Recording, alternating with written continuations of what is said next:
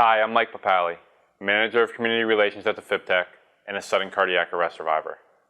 Unfortunately, on the day of my sudden cardiac arrest, the facility did not have a plan in place to handle that type of emergency. Luckily, a volunteer EMT provided CPR until an ambulance arrived and they used a defibrillator to shock my heart.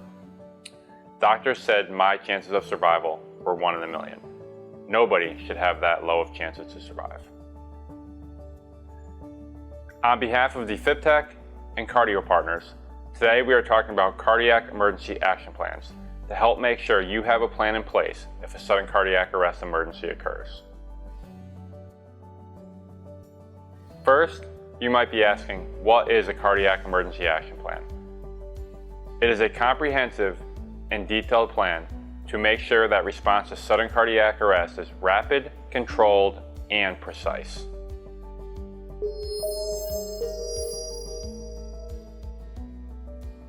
Each type of organization or facility should have a cardiac emergency action plan in place.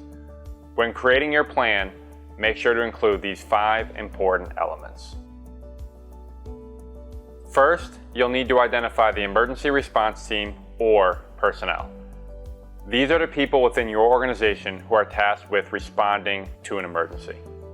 Ideally, these people have current CPR and AED certification. But if they don't have current CPR and AED certification, they can still learn and understand their roles to help respond when a cardiac arrest emergency occurs.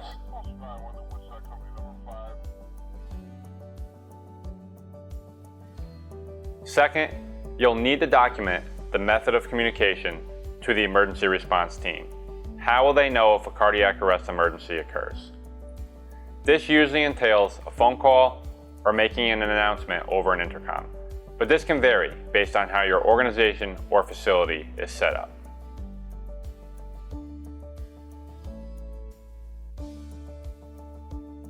Next, you'll need to outline the protocol for responding to an emergency, including where the emergency equipment is located and the roles and responsibilities of those responding.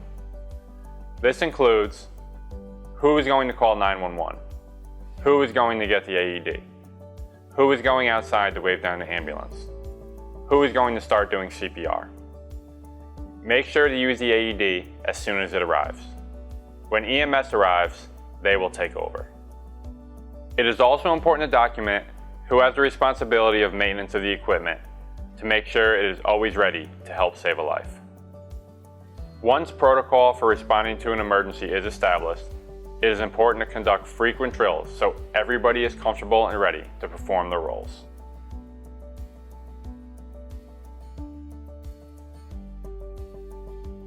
One of the most important parts of having a cardiac emergency action plan is to ensure that everyone in your organization is aware of it. You should have a plan of how and when you will communicate this plan to others.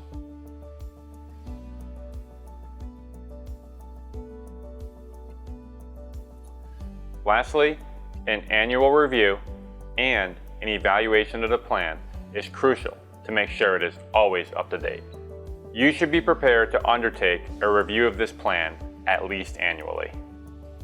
Reasons for changes in the plan may include a change of established guidelines, an internal review following an actual cardiac emergency, or from changes in facilities, equipment, technology, or personnel.